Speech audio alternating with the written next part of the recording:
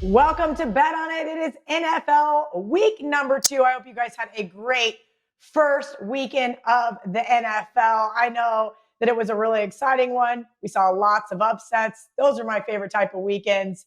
Marco D'Angelo to my left, Gianni the Greek to my right. I'm excited, you guys, to talk about NFL week 2. We've been doing a Monday segment. If you guys have missed that, great information from both guys on Monday. So make sure you guys start checking us out on our Monday edition. It's Wednesday, September 16th. So we have a lot of games to get to. Gentlemen, are you ready for week number 2? Let's do it. Never been more ready. I love it. Lots of great information to give out. Let's start off with these primetime games. Thursday night, we have the Cincinnati Bengals, a 6-point underdog at Cleveland. Now, this one's going to be interesting here. The Bengals, Marco, I know you ended up getting the push with your Chargers best bet, and I'm sorry about that. But you can thank the Bengals kicker for that one. Lots of kicking for losers moments. Total 43 here. We're going to talk about the look-ahead lines here in a little bit, but I'm curious to see, Marco, and if you think the Bengals are going to be able to keep it close with the Browns. Well, Kelly, this is going to be the public perception play of the week. Everybody's going to look and say, oh, man, look at the Bengals. First game with Joe Burrow, they took the Chargers to the limit. A good-looking loss for the Bengals. Then they're going to look at the Browns and say, same old Browns. They got steamrolled on Sunday at Baltimore. But really, guys, if you dig deeper into the game, you're going to see that Cincinnati – the offense at times was moving, but too often Joe Burrow missed wide open receivers. And then they had the missed kick at the end of the game. They actually had a touchdown called back at the end of the game because of offensive pass interference. So everybody's going to want to jump on the Bengals. Just be careful. I think Cleveland bounces back in a big way. It's a short week. And normally when it's a division game, Monday to Thursday, it's not as big of a deal because you've played that team twice a year. However, you're coming back on a short week with a rookie quarterback making his first road start. I'm not buying into the Bengals this week. I got lucky to get the push last week. I'll admit that. But the key to that game for Cincinnati was they never had to stretch the field because it was always a one-score game. And they weren't behind until the final late in the fourth quarter. If Cleveland jumps out on front, this could get ugly with Burrow having to play catch-up. Marco, I'm with you. This looks just trappy as hell, and I don't have a better acronym to use. We know that the look-ahead line was as high as Cleveland minus 7.5. VR, your thoughts on Thursday Night Football? Yeah, and week 2 of the NFL is arguably one of the best weeks as far as finding value because it's the greatest overreaction based on the least amount of facts and data. We have 60 minutes of football played and 6 days to dissect it and draw conclusions when we know going in that more times than not, a single game is going to be decided by randomness. So we have to keep that in perspective.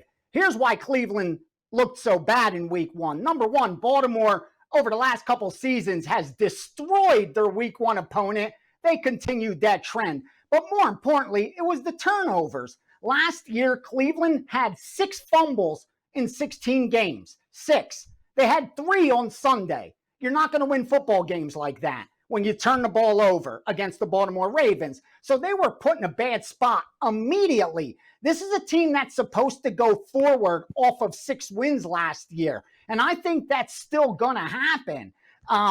Remember, Cleveland was the sexy pick for a reason going into last season. Don't let what you saw last week, keep you away from Cleveland and the value here. I like a minus 6, but more importantly, they will be tied into at least 5 open teasers going into Sunday's NFL games because Cleveland at -0.5, I think is automatic. I will sleep comfortably even if I have to throw all 5 of those tickets out on Thursday night. I still think I made a great bet. So it'll be Cleveland in open-end teasers and Cleveland -6 as well. I like it. I think we're all in agreement there. Let's move over to Sunday night.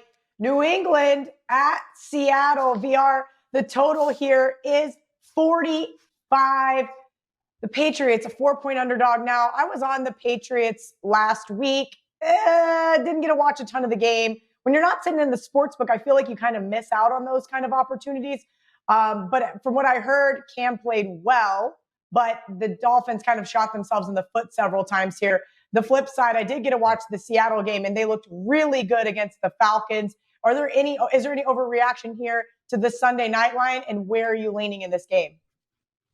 I think there is. I mean, listen, what Russell Wilson did was amazing.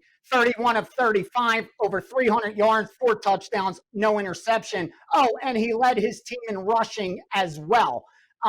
So again, well deserved, but I think it's an overreaction. More importantly, it's a lack of any kind of recognition for New England getting the job done against a Miami team that they were supposed to, but no one was sure what was going to happen. And New England wasn't bet like New England's been bet for the last decade. The only ones taking New England last Sunday were wise guys about a half hour before the game, laying that 6.5, what have you, on the Patriots. That's what we bet. But I think this team's being a little bit overlooked, and I like them catching this many points here. I like the Patriots. I think they're a live dog in this spot. All right, Marco, your thoughts on the Sunday night game? I'm with VR here. I lean towards the Patriots. I don't know if I'm quite ready to pull the trigger. Kind of showed that maybe it's not Tom Brady. Maybe it really is Belichick. I know, no disrespect to Tom, but he looked terrible on Sunday. Cam Newton looked pretty good with his new team and underneath the new system. Okay, the new system, first of all, was Cam Newton, 15 of 19. He dinked and dunked his way down the field for 155 yards, Kelly. Let's not make him the MVP yet. What he did do is something that we said brings another element to the New England offense this year, is you've got a mobile quarterback that can run. And run he did. 17 times last week, putting up big yardage. He was the leading rusher for New England, and that was what got them the win. That in the turnovers by Miami. It was a 10-point win, but really, if Miami doesn't turn it over, New England's in a dogfight there.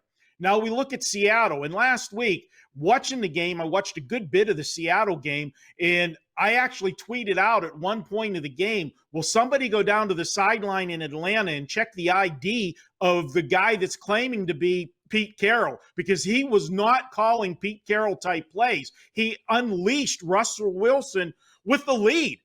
Normally he keeps him under wraps until he needs them, but I think he knows his defense isn't as good as it's been, and Atlanta has an explosive offense, and he had to keep scoring. Kelly, at one point, it was 4th and 5 from the 38 of Atlanta. So it would have been a long field goal. So I don't have a problem with him going on 4th and 5 rather than punting. But he didn't call a safe play just to move the chains. He went for the home run ball. That's not Pete Carroll. And that's something to look forward to as we move on down the road with Seattle games. When they face somebody that has an explosive offense. That's not this week. I'm going to look for to go back to the old Pete Carroll. He's going to be conservative because New England is not going to go up and down the field on him like Atlanta did last week. He's not going to be in a shootout. And I think everybody will overreact to the score last week with Atlanta and Seattle. It's a Sunday night game. We know they put the number a little bit higher on those primetime games. I'm buying the under here on Sunday Night Football, taking this one under the total, and look for my good old Pete Carroll. Go conservative, run, let Russell dink and dunk and protect the win. All right, I like it. We're off to a hot start. We're going to take a quick break, but when we come back, we're going to go inside the numbers from the Westgate Superbook and see where the overreactions lie this week, and throw you guys a couple of teasers your way as well. Football is here, and the Gold Sheet, the nation's oldest sports betting newsletter, is back for its 63rd year, bigger and better than ever. Gold Sheet has a new, improved web-based, mobile-friendly format that includes all of the winning information you rely on with the easiest access ever. While the format is new, all of the features you are accustomed to are still there. That's right, analysis on every pro and college game, key release selections, updated power ratings on every team, point spread logs for all NFL and college teams, and all college football games through May 2021 will be included. To celebrate joining the Wager Talk family, we are offering our subscribers our best deal ever. Sign up for a season of any Gold Sheet product and get $200 in Wager Bucks as a bonus. Wager Bucks can be used to purchase handicapping information from any of our 40-plus experts on Wager Talk or sportsmemo.com. Head to goldSheet.com/WagerTalk for any subscription and bonus details. Every Monday at wagertalk.com, all plays are just $9. This even includes top-rated 5% plays, which normally sell for $40. There's no better day to get winning picks than $9 Mondays at wagertalk.com and our sister site, sportsmemo.com. Welcome back to Bet On It. Now we're going to take a look inside the Westgate Superbook look-ahead lines. Now, these are called a 12-day number for those of you that are new to the show. That means these lines have been out since before Week 1 was played. Let's look to see if any of these lines are justified. Maybe there's an overreaction. VR, I'm going to start with you. The LA Rams at Philadelphia. The Rams get a win at home. Philadelphia loses as a 6.5-point favorite, closed at 5.5, to the football team, which is so weird to still say. Philadelphia opened -2.5. The Rams were as high as -1.5 this morning. Rams -1. Now it's a pick 'em. Tell me about this line and whether you think it's justified. Yeah, listen, if you have a Rams +3 ticket in your pocket, you placed a great bet. Win or lose, you did your job. Now, whether they go out there and do theirs, that's a different story, but you did yours. Right now, where the line sits, I don't think so. What I mean by that is we know the offensive line troubles for the Philadelphia Eagles, willing to overlook those against the Washington Redskins, who most had power rated as the worst team in the NFL. After last week, though, a lot more attention's put on those Philadelphia injuries. So I do think it's warranted, but I don't think the value's there anymore, meaning I don't think the Rams should go into Philadelphia as favorites unless you eliminate home field advantage completely. And I don't think just after 1 week we're able to draw that conclusion. So I understand the move, but I don't think at this point there's any value on the Rams side. All right, Marco, you nailed the Pittsburgh game on Monday night. I nailed the Denver game because, well, Stephen Gostkowski missed 3 field goals and a point-out touchdown. So I'm not going to take too much credit there, but the Denver Broncos headed to Pittsburgh. Pittsburgh opened a 6-point favorite. Now 7.5, though you do have to lay -120 if you want to bet the Broncos.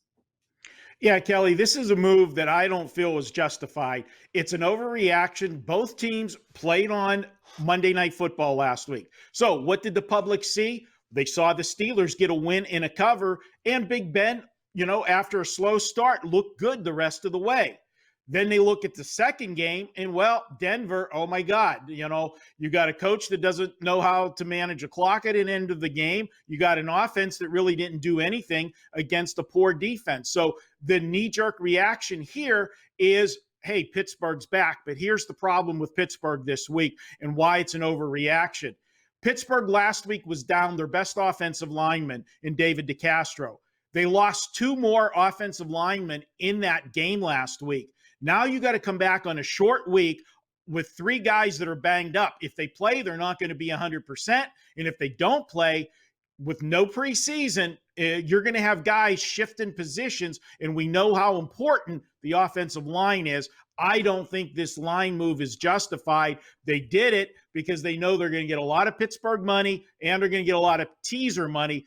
Don't be surprised if it goes another 0.5 point, get it to that 8, maybe 8.5, because we know Vegas likes to do the teaser blockers, because really your Broncos really didn't look good on Monday night.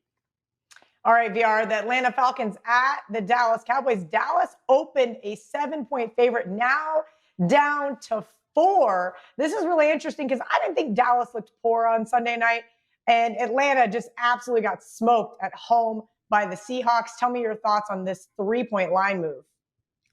I really do think it's justified. I think that 7 was what the look-ahead number was supposed to be based on expectations coming into the season. Dallas was a sexy pick. I'm high on them. I have some futures pending. They didn't get the job done. It was a coin flip type of game, coin flip type of result. But with that said, I thought the line was too high. I make Dallas on a neutral field about a field goal favorite over Atlanta. You factor in 1.5, 2 points at the most for home field advantage, and I can understand why they took the 7, why they took the 6, and why they went ahead and took the 5, 5.5. So yeah, I think the move's justified. All right, Marco, San Francisco, outright loser to divisional rival, the Arizona Cardinals, headed all the way to the East Coast to face the lowly New York Jets. This one's tough for me because I don't really want to back either team here. San Fran opened -6, now -7, but you got to lay 120 if you want to back Adam Gase's crew, something I just don't know if I can do. Oh, Kelly, this move's justified, and the reason for it, yeah, both teams lost, but San Francisco lost to Arizona. And if you go back to last year, it looks like Kingsbury has their number. He plays San Francisco tough, and it's a mobile quarterback. Kyler Murray was all over the field last week with his running, set up, opened things up, and the 49ers have trouble containing that. Sam Darnold's not a running quarterback. They're not going to have to worry about that this week. The other thing is our buddy Le'Veon Bell. He's hurt. Pulled a hammy. I'm sorry. You know, that's what happens when you run behind a bad offensive line. You get hurt. Miss Pittsburgh. But, I had to get that shot in there, Kelly. You know that. But yes, when a healthy Le'Veon Bell, he's worth a point to this offense because it takes pressure off of Sam Darnold. So this line move is warranted, even though the 49ers lost. All right, VR, Buffalo at Miami. The Buffalo Bills smoked that same Jets team we just talked about. They opened 3.5-point favorites, now -5.5. Explain to the new viewers what that 2-point line move actually means and whether you think it is justified or not. Yeah, it's a huge move. And more importantly, next stop is -6. Rest assured, that's what's happening. And the books had to do this. You can't blame them.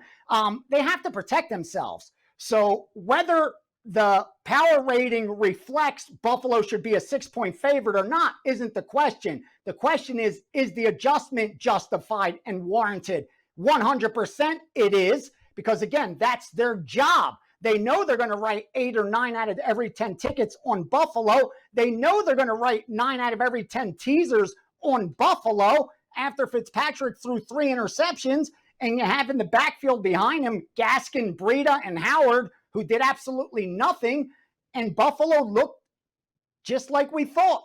Arguably a team that could compete in the AFC. So again, yeah, I think they had to do that. I don't think the power ratings reflected unless you give Miami a 0, -1 for home field. But I agree. I think the books did what they're supposed to. All right, VR just touched on teasers. Teasers coming up at the end of the segment, but we got a few more lines to talk about here. Marco, Jacksonville at Tennessee. Tennessee opened a 10-point favorite, now down to 8.5. Look, Jacksonville looked good. I was shocked to see them get a win at the Colts. I did not sprinkle on the money line, but I took the 8. Do you think this move is justified as to how poorly Stephen Gostkowski's kicking game was on Monday night? No, I don't. I don't understand this move. Yes, Jacksonville won outright, but did you look at the stats, Kelly? Indianapolis went up and down the field. They had over 200 more yards than Jacksonville in that game. It was once again Phillip Rivers throwing interceptions. And for Tennessee, that was the most misleading 2-point victory that you'll ever see in the NFL. If they don't miss all those kicks and punch the ball in, and let's not forget, they contained the Tennessee offense for most of the game. Denver does have a good defense. We talked about that last week. Jacksonville doesn't. Look at the yardage Indianapolis put up last week. Now, the only thing I can say is Tennessee's coming off the short week, had to travel back home. That's a little bit of a disadvantage, but I don't understand this line move. Tennessee stock did not go down for me after Monday night's game. They managed to find a way to win a game that they could have very easily lost with all of the mistakes they made. They still won it at the end. All right, VR, Baltimore at Houston. I would have to argue Baltimore probably looked like the best team in the league last week. They opened a 5.5-point favorite, now -7 over Bill O'Brien's squad. I think it would take 7.5 for me to get to bite on the Texans here. Do you think we're going to get there? And do you think this line move is warranted? I think we will get there with a couple shops, but I think that 7.5 is going to be picked off immediately. The reason I say that is because I'm seeing 7 minus 115s, 120s at the outs. But rest assured, if that 7.5 goes up, there will be a lot of takers on the Houston side because I don't think that adjustment is warranted based on power ratings. Based on last week's results, yes, because we saw on national television the first game of the season, Kansas City get the job against rather easily, winning by double digits. And then we saw Baltimore a couple days later annihilate the competition. Again, I think it was coming. I don't think it's warranted. And that's why I do expect to see wise guys grabbing that 7.5 if it gets there. If not, don't be surprised if they take the 7 on Sunday. All right, last but not least, the Kansas City Chiefs looked pretty good on Thursday night, I might say, but they had that backdoor open and gave the Texans an opportunity to get a cover. They did not. Now they're headed to the new SoFi Stadium to play the LA Chargers. Opened a 7-point favorite, now 8.5. Mark, I'm guessing this one goes to 9 because of the teaser blockers. Your thoughts on this game? 100%, Kelly. Yes, there's no way that the books are going to be able to slow the onslaught of Kansas City money on teasers, and that's why this line went to 8.5 and will probably go to 9 at most, especially the square shops here in Vegas, because they don't want that Kansas City teaser money. And if you looked at the two games, how else can you look at this game? The Chargers did nothing offensively last week. They were lucky to get the win, and I'll admit it. I was on the Chargers. I got a push. That was like winning, getting a push out of that game because they weren't the right side. If Kansas City gets a lead and the Chargers have to throw the football, if they can't slow them down, this could get ugly for them. So it's a justified move. I understand it. Not necessarily saying I like Kansas City, but I understand what Vegas has done. And if you understand the business of bookmaking, you can understand it as well. Yeah, this Chargers team's a really tough one to back. We've talked about teasers a ton during this segment. And the most obvious teaser this week looks to be the Ravens and Chiefs. The bookmakers are going to have an absolute field day with this one if one of these teams loses outright. But I'm curious to see who you guys played in our teaser segment this week. VR, I will start with you. All right. Again, we're focusing on advantage teasers because that's the only reason we're playing teasers. I put out the tweet last week that you got to remember, here's the bottom line with a teaser. At 6 points, you don't want to lay more than one. That the break even point at minus 110 is 52.4%. We all know that. When you get 6 points, what that ultimately means is that each of your teased teams have to win 72.4% of the time for you to break even. So you have to conclude those 6 points will help each team win. Their implied win probability will be greater than around 75%. If those 6 points help you do that, that's why you're using a teaser. And they help you do that when you could get the best of 3 and 7. So obviously, the first thing I'm going to do is tie up the Tennessee Titans. Tennessee's at 8.5. 6-point teaser brings them down to 2.5. We're going through 7. We're going through 3. And more importantly, the total's down to 42. So it's a low-scoring game we're expecting, and we're getting the team pretty much at a pick 'em. The second team with that teaser that I used is San Francisco. They're on the road, worrisome, but we're able to get a 7-point favorite down through that 3 to a half-point favorite on the road. Another low total, 42.5. Because again, points mean less when the total's higher. The more points that are scored, the greater the variance. The greater the variance, the less the 6 points will help you. So you want to focus on games that you're not expecting a ton of scoring. That's where those 6 points will help you most. Not to go on a rant, but that's why we got the teaser segment. So it's Tennessee and San Francisco for my teaser of the week. No, VR, I love that. I wish I wasn't hooked into this microphone. I was going to go grab my nerd glasses and put them on because I appreciate the fact that you explain that to everybody. Thank you. It's like, it is so hard to explain that to the average bettor sometimes, and understanding variance and understanding win probability. Great explanation there. I'm going to tell our producer to crop that out. And I'm just going to send that video out to all of my friends that think teasers are an absolute LOCK. We know I don't use that word. Marco, what is your favorite teaser for week 2? Well, I'll go short and sweet with this one. We talked about the Cleveland Browns on Thursday night. We get them, tease them down just to a win situation. I don't see the Bengals short week going into Cleveland with Joe Burrow getting an outright win on the road. So that's the first half of the teaser. The second half of the teaser, I agree with VR. We're on the same team. It's the San Francisco 49ers. They just have to go in and beat the Jets. San Francisco, too many offensive weapons for the Jets. The Jets are going to be without Le'Veon Bell. That puts too much pressure on Sam Darnold. And as I said, he's not a mobile quarterback like Kyler Murray. You're not going to see that defense get torched this week. I got San Francisco winning this one. That's my 2-team teaser for this week. I love it. Thank you guys for all of your hard work. We will be back after a short commercial break with VR's Steam Game of the Week. And we're going to find out if Marco's Deli's open yet. We'll have also TNA with Ralph Michaels when we return. Get $25 in wager bucks added to your account after your first purchase at wagertalk.com and sportsmemo.com. This is just our way of saying thank you for joining the Wager Talk and Sports Memo family. Welcome back to Bet On It. Kelly Stewart here with Marco D'Angelo and Gianni the Greek Corrales. Really excited for NFL Week 2. Gianni, I'm going to start with you. I know that one of the biggest things you do is move steam for some very, very sharp bettors. Tell our new audience members what you do and how you come up with your Steam Game of the Week.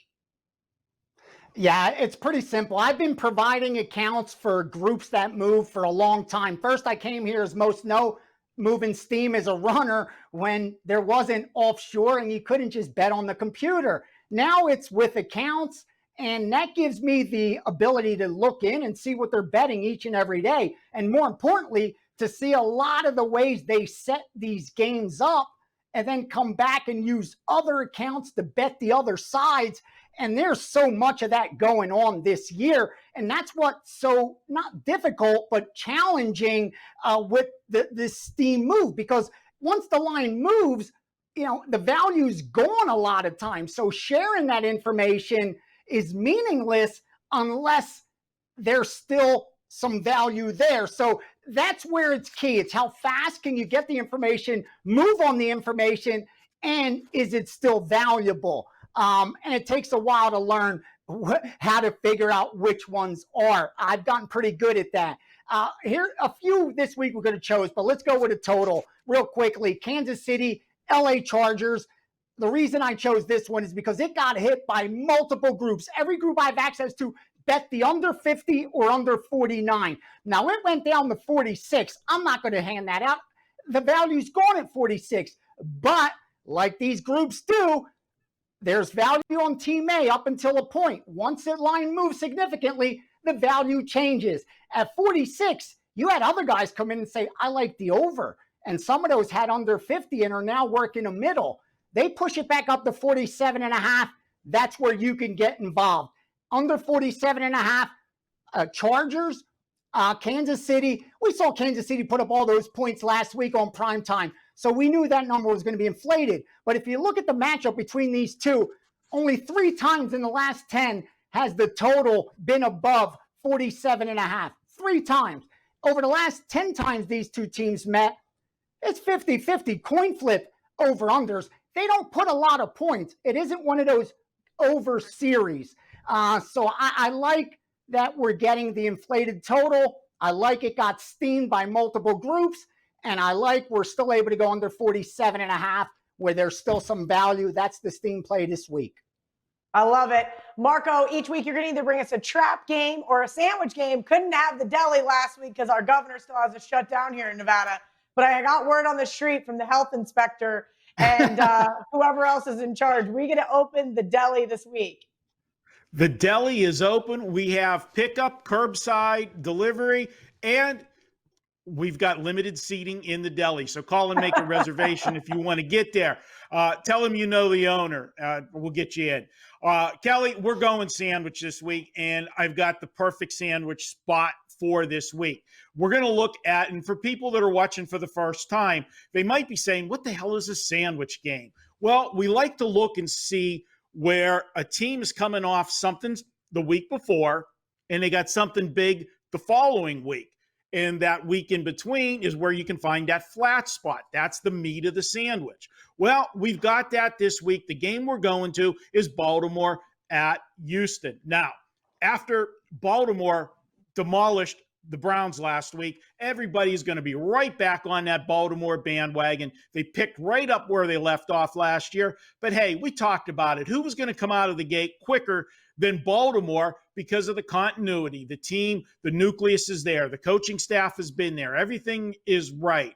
Houston went on the road and had to play the defending champs the day they got their rings and everything else. The home opener, granted, and they had fans in Kansas City. Limited, but they did have fans. So it was a bad spot for Houston last week. Now they're coming home. You got one team that looked as good as you could possibly look last week, and the other team that really didn't look as bad as the score might indicate, because they did move the football against Kansas City. Kansas City just moved it a little bit better.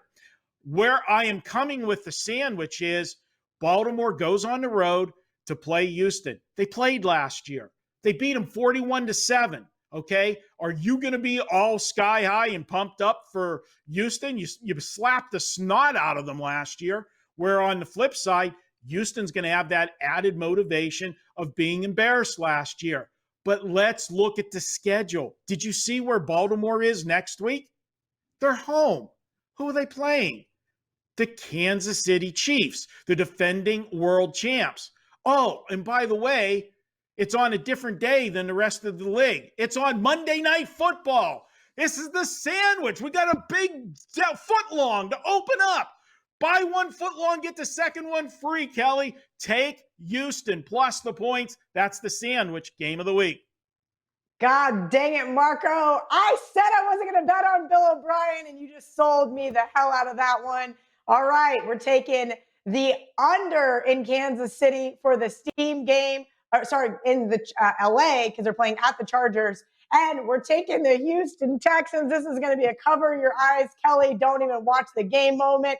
We're going to bring in our resident expert right now, Mr. Stat Daddy, Ralph Michaels.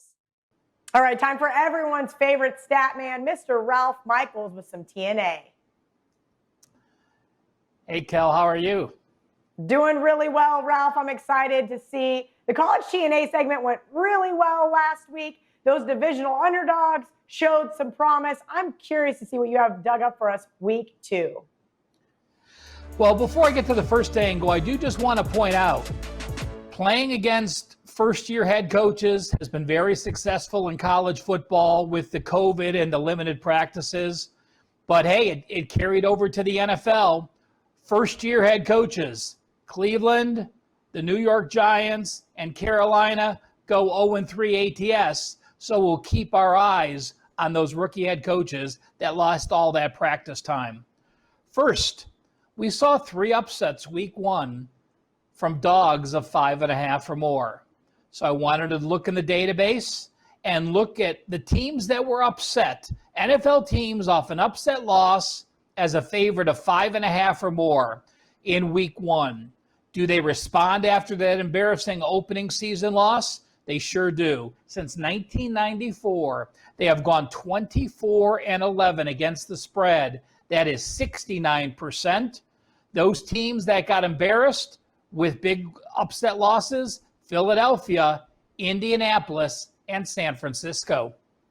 I love that. That bodes very well for the end of the show in my best bet segment. You guys will have to hang tight for that one. But I always like when Ralph has a nice stat to be able to back that one up. Well, now let's look at teams. This one surprised me. NFL Week 2 road teams that are favorites. So road favorites that won Week 1. That's it. It's simple. You win Week 1. Week 2, you're an away favorite. Since 2010, very surprisingly, away favorites that won week one, only 10, 23-1 against the spread. That is 30.3%. That does go back all the way to 2010. Those teams in the negative category this week, Buffalo, Baltimore, and Kansas City. Those are all away favorites that won week one. So again, we're looking at the two best teams in the AFC with Baltimore and Kansas City, and Buffalo, probably most people's top five teams in the AFC. Three of the top five teams all in that negative category this week. We'll see how they do.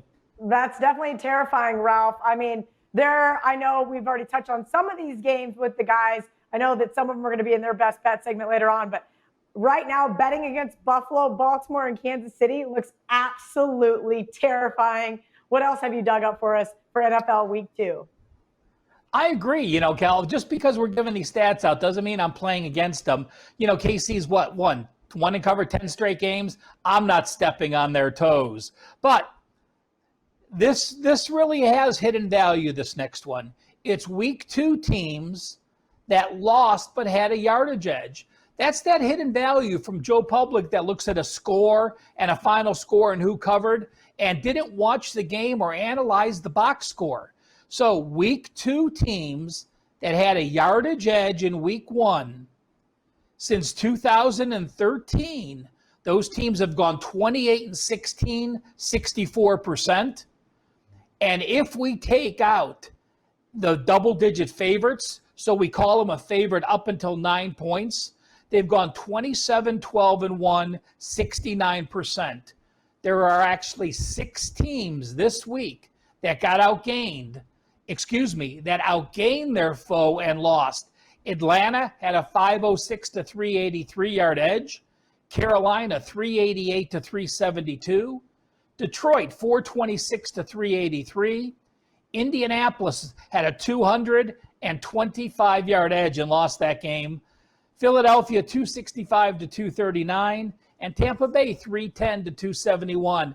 In all of those games, you could pretty much say turnovers was the reason those teams lost. And 95% of the time, when a team had a yardage edge and lost, it's because they lost the turnover battle. All right, so 2 of those guys play each other, Tampa Bay and the Panthers. So I'm going to cross them off, but that does bode well for my Lions +6 bet, which was supposed to be VR's Steam Game of the Week, but he went ahead and changed it. So I'm excited to see how these other ones play out. And now let's take a look at this one. Surprised me, and it's because of my Cleveland Browns, unfortunately. By the way, the Browns are now 119-1 straight up week 1 since they started football again as the Cleveland Browns. So week 1s have not been very fun as a Cleveland Browns fan. So what happens when a team is off a 20-point loss in week 1 and now they're a home favorite week 2? I expected them to bounce back. I expected them to be embarrassed. Now you're at home. You're the better team. Well, guess what? It just teams at home off a 20-point loss in week 1, 9-19-2 against the spread, 32%. As a home favorite up to 10, Kelly, since 1989, you are 18.8% against the spread. That is an 81.2% angle on the Cincinnati Bengals this week. So, it's a situation. The Browns are the only team that applies. The sample size isn't great because there's not many teams that have it, but it's a number that I'm glad I looked up because in my head, I think Cleveland, short week at home, rookie quarterback traveling, that I want to fade the Bengals, but that Browns angle is enough to keep me off of it. No, I think you're right there. Look, I was looking at Cleveland in a couple of my survivor pools that I have with my buddies. That might be enough to keep me off there because I was also looking at the Browns on Thursday night. This team is got a long road ahead to see if they can improve on last season. Thank you, Ralph, for all that you do. Make sure you guys are following Ralph at CalSportsLV on Twitter. We're going to take a quick break, but when we come back, more Bet on It. Did you know every Tuesday is $2 Tuesday at wagertalk.com? We pick the hottest handicapper and offer his best bet for just $2. This is a great way to introduce yourself to the winning handicappers at wagertalk and sportsmemo.com. Want up-to-the-minute scores and odds direct from Las Vegas? Then check out our WagerTalk odds page. You'll get all the latest lines along with moves as they happen from all the biggest books in Las Vegas, including Westgate Superbook, Circa, Golden Nugget, Wynn, Stations, CG, and South Point, just to name a few. Best of all, it's absolutely free. All right, it's time for my favorite segment, the Barking Dogs. You guys know I'm always looking for those outright underdog winners. Marco D'Angelo, you are up first. Don't you dare say the Houston Texans. You already bet them while we were waiting. I was already nervous enough, but I'm just like, please don't say it. Please don't say it. Please don't say it. No, obviously I used it as the sandwich game of the week, so it's not showing up in the Barking Dogs. But we got an ugly dog, Kelly. This is one of those ones that, it's like, only a mother could love. And that is like Coco in Vegas. The Miami Dolphins. We're going to take the Dolphins plus the 6 points here against Buffalo. And Kelly, we talked about Buffalo all year. Who's got the second most hype coming into this season next to Tampa Bay and Tom Brady? Well, it's the Buffalo Bills. And after winning again last week and the backers cashed, they're going to be in full flight once again this week with Buffalo. They're going to look at that Miami Dolphin team, say they could only put up 11 points last week. Well, you know what, Kelly? They shot themselves in the foot with all of the turnovers they had against New England. They're in that game. They only lose at New England by 10 points with all of those turnovers. And we know if you lose the turnover battle, you're most likely going to lose the games. And they were negative in that turnover battle. I like them this week at home. Fitzpatrick, you know what? You're going to get either Fitzmagic or Fitz disaster. And last week it was Fitz disaster. I think he gets the job done this week. And Kelly, another angle early in the season, teams that come from the north go into the south to play in that hot, humid temperatures in Miami the month of September. It's tough. We didn't have preseason. We talked about would there be fatigue last week with Tennessee in the altitude? Well, how about Buffalo going to Miami?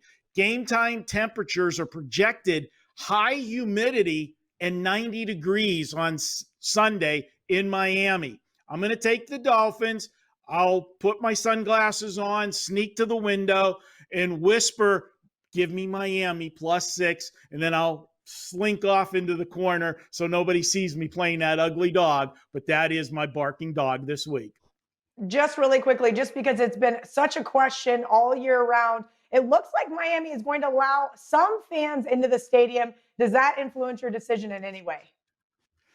Not really, because the Miami fans aren't, it's not a rabid crowd like you would have at Kansas City. Look at the Kansas City game Thursday night. They had to keep saying they weren't piping in artificial noise. That's how loud it was with limited fans, because the fans that are there, yeah, they get excited and they're going to make more noise. They figure they got to be, if they're only at a fifth capacity, they got to be 5 times as loud as they normally are. Miami people, they're too chill. They're not going to do that. Okay. All right, VR. I'm excited to hear who your Barking Dog is for NFL Week 2. Yeah, and we're going to sprinkle real quickly. I just got to throw this in there. Like the proudest moment of my life as far as gambling happened this week. It isn't like that I came to Vegas over 20 years ago with only $600 and the goal of learning how to be a winning sports bettor. It isn't like becoming an advantage blackjack player, being tossed from the casinos, or getting a UFC deal. It was, I hear now when I'm driving and listening to Ever Sports Radio, every national, because they're all talking sports betting now, I keep hearing sprinkle, sprinkle, sprinkle. Everyone's sprinkling everywhere. I'm like, that's my proudest, my biggest accomplishment in sports betting is to add a word to the lexicon. So at least I have that going for me. Here's where I got to go. And there's no reason to go much deeper, and that's the Atlanta Falcons. Because until the Dallas Cowboys figure something out of keeping your offense on the field longer than your defense, they're going to have some problems. I mean, they let the Rams hold the ball for almost 36 minutes. You have Zeke in your backfield. You can't just rush the football 27 times. You can't just give him the ball 22 times. That's not going to work. I know it's a different league. You got to be able to throw the football, pass the football. But if you don't have, like, you have one of the best running games in all of the NFL. You got to utilize it. I was disappointed by what I saw in Dallas. I had futures on them, but I'm not married to any bet. As soon as I place a bet, I'm looking for my next one. And in this spot, I got to tell you, I won't be surprised if they start the season 0-2. I think Atlanta's within a field goal of Dallas. And when teams are that close, a little randomness, either team could get the win. So I see why the wise guys bet Atlanta, and I'll piggyback that as my barking dog. Yeah, in case you guys didn't know, VR is the original Salt Bae. He is the first one to use the word sprinkle. I definitely stole it. Now everybody else is stealing it. Every week I get asked, who are you sprinkling on? I love hearing it. You wanted to know who is the original sprinkler himself. That is VR. All right, guys, the moment you've all been waiting for. It is best bet time.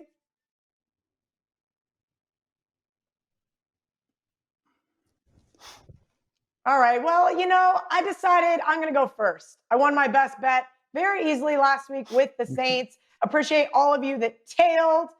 A lot of overreaction to how good Tom Brady and the Bucs were going to be, and a not cohesive team, as we saw.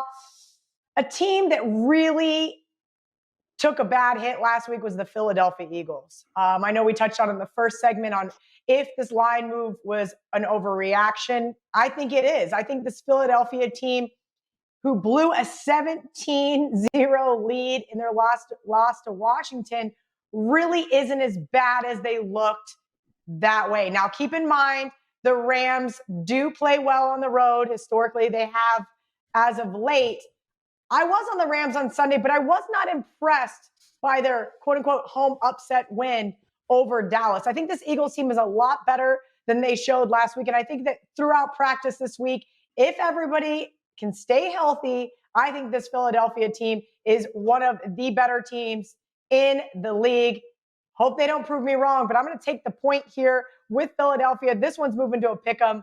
I've already seen some steam move half a point to a pick'em right now. So if you like the Eagles, do not wait.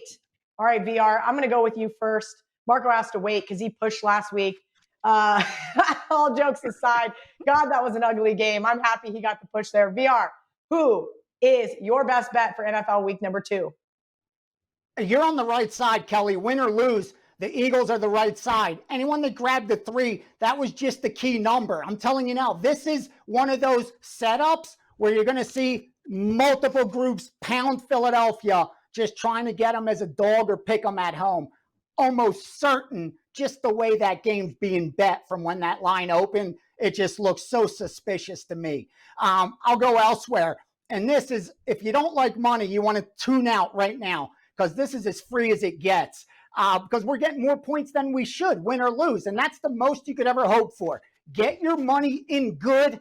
You did your job. After that, what the athletes are going to do, the athletes are going to do. But that's the Houston Texans at home, catching a touchdown against Baltimore. Listen, Baltimore is the second best team in the AFC.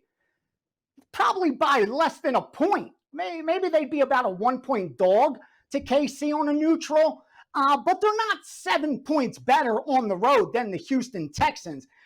There's no power ratings on the planet that should reflect that number. Because what that number shows is that if Houston was going to Baltimore, Baltimore would be giving them about 2 touchdowns. Are you kidding me? So what are they going to be giving the Jets? 28? 35? It just doesn't make any sense at all. So for me, it's line value alone. Don't even handicap. Don't tell me about matchups. Don't tell me about X's and O's. It's about one team getting way too many points, and that's all you can hope for as a bettor. So for me, give me Houston +7. Sprinkle a little bit, because don't be surprised if Baltimore loses on the road. And win or lose, I'm confident I got the best of it.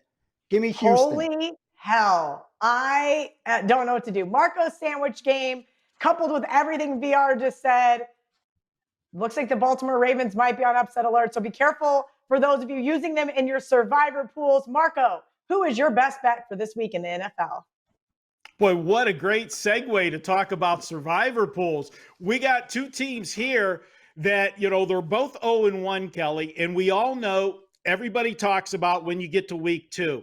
This team's not going to go 0-2. That's what everybody says with somebody that was expected to do something and lost the opening week. Because we know if you do start 0-2, it's tough to make the playoffs. Your chances drop dramatically. So which team is going to be the better one to bounce back after last week's loss? Or let's look at through the public's eye. Who's going to get forgiven easier? Well, Minnesota lost to Green Bay. We know how the public loves Green Bay and Aaron Rodgers. And they were just one game away from the Super Bowl last year. So losing to Green Bay really might not be that bad. But Indianapolis lost to Jacksonville. This is the team that was tanking this year, and they lost outright. And they blew up all those survivor pools. Kelly, you're the proxy here in Vegas. How many of your clients went by the wayside on the weekend with Indianapolis as a play? About half. It was a bloodbath. I think it was over out of almost 1,200 entrants in the pool. It was almost 450. So over 1/3 of the pool got busted out by the Indianapolis Colts. Yeah. So you think anybody's forgiven them this week? Hell no. Oh no, I'm pretty sure they're on the shit list for sure this week for a lot of bettors. You're absolutely right. Philip Rivers did Philip Rivers-esque things on the road. And as you mentioned earlier, you said that, look, they outgained Jacksonville by over 200 yards, yet lost the game outright as an 8-point favorite, excuse me. Yeah. Here's the thing, Frank, why were you calling so many pass plays with Philip Rivers? The whole thing was you got this great offensive line. He's got protection now, but also work the running game. Get some more balance in there so that Philip Rivers doesn't have to throw the football 45, 50 times a game. Newsflash for you. You're not going to win if he's throwing the football that many times per game.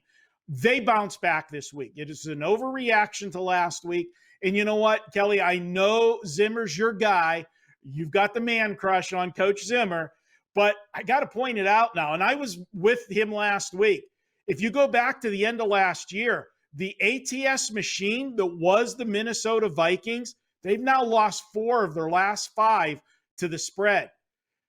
I don't know. The honeymoon might be over between you and Zimmer, because you're not going to let him slack like that. If he doesn't pick up those covers, he's out the door. If he doesn't pick it up this week, you're absolutely right. It's been tough. And as much as I bitched about Xavier Rhodes in the past, this Vikings secondary got absolutely torched by Devontae Adams and Aaron Rodgers. That was all she wrote. So you're right there with the Colts. You might have just talked me off betting on Zimmer. Usually he doesn't lose 2 ATSs in a row. We'll see. I'm a little nervous now, Marco. I kind of had Vikings circled on my long list, but you make a compelling point for the Colts to have a bounce back week. Kelly, the one thing we always say about Minnesota is they have a good defense. They gave up 522 yards last week. I know it was Aaron Rodgers, but that was still 522 yards at home. That defense did not impress me last week. And Kirk Cousins, if he's got to sling it to trade points with teams, I don't want any part of that. Not that I want any part of slinging it with Philip Rivers either, but I think you're going to see a more balanced attack this week from the Indianapolis Colts. All right, guys. Thanks for hanging with us. When we come back, we're going to wrap it all up, put a little pretty bow on it, and recap all of this week's plays.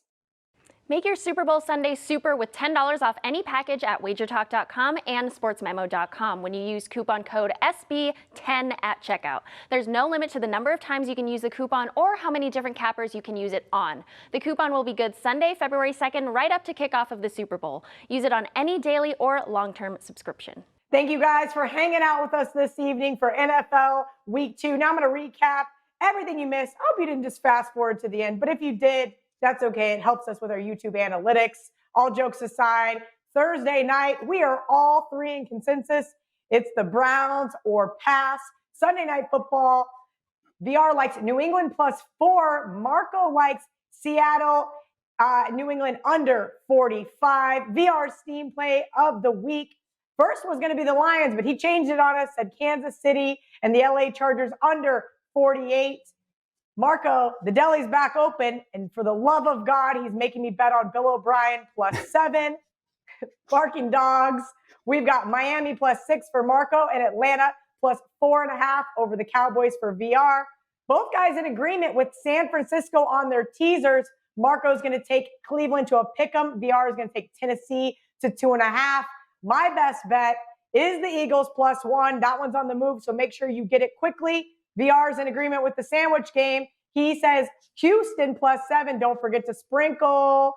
And Marco's best bet is saying my boy Coach Zimmer is going to lose his first 2 games. He likes the Colts -3. Don't forget to come hang out with us on Monday night as we do the Monday Night Football game, special edition of Bet On It from myself, Marco, and VR. Thank you guys for tuning in tonight.